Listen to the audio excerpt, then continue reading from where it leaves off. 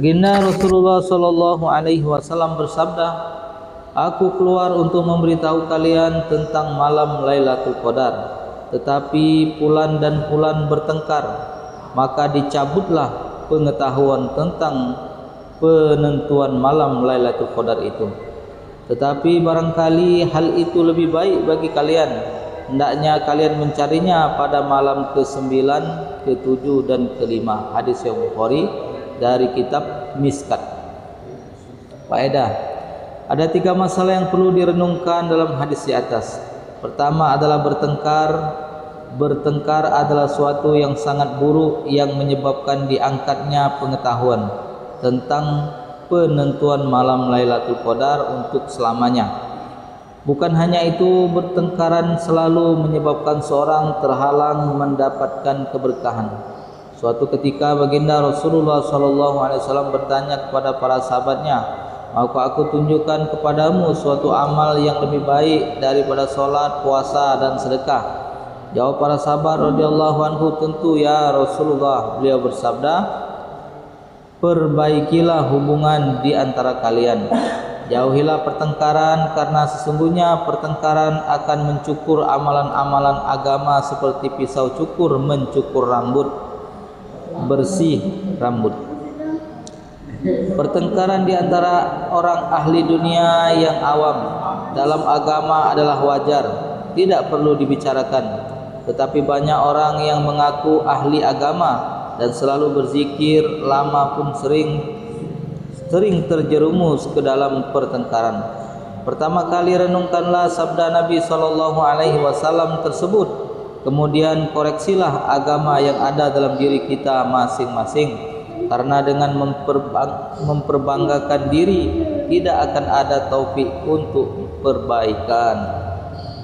Dalam satu buku ini yang membahas tentang adab dan tata tertib berpuasa, telah diriwayatkan sabda Rasulullah SAW bahwa merusak harga diri seorang muslim adalah riba yang terburuk dan paling buruk. Tetapi kita sering tidak mempedulikan harga diri muslim lain atau melalaikan perintah Allah SWT dan Rasulnya di saat bertengkar.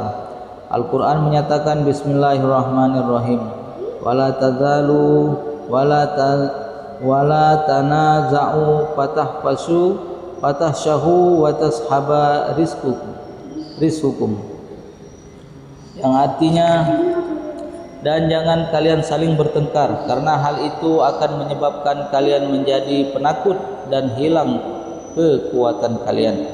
Quran Surah Al-Anfal ayat 46.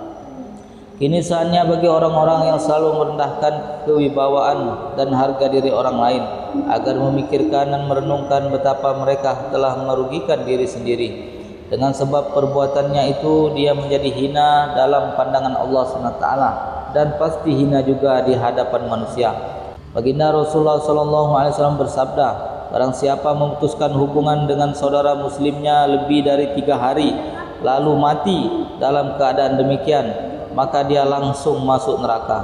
Hadis lain menyebutkan bahwa setiap hari Senin dan Kamis semua amalan manusia akan dilaporkan kepada Allah SWT, dan melalui rahmatnya serta hasil dari amal kebaikannya akan diberikan ampunan kepada manusia, kecuali mereka yang menyekutukan Allah SWT. Akan tapi bagi kedua orang yang bertengkar, baginda Rasulullah SAW bersabda bahwa Allah SWT berfirman, "Tangguhkanlah ampunan untuk keduanya hingga mereka berdamai." Masya Allah.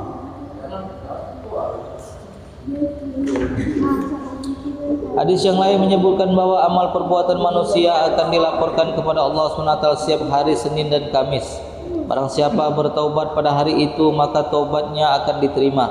Barang siapa meminta ampun kepadanya, maka akan diampuni, kecuali mereka yang bertengkar. Mereka akan ditangguhkan pengampunannya.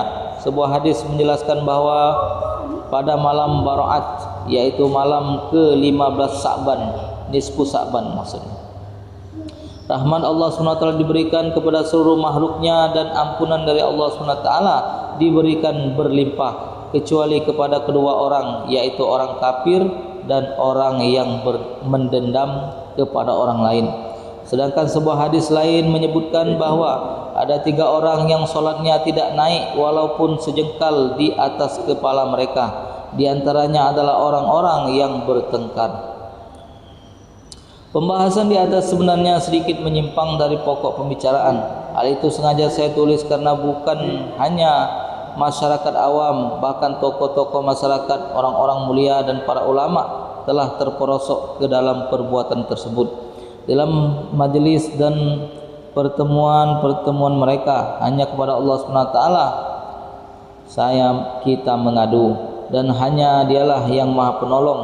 Selanjutnya ada satu hal penting yang patut direnungkan, bahwa semua pertengkaran dan permusuhan yang dilarang tersebut adalah apabila disebabkan urusan dunia.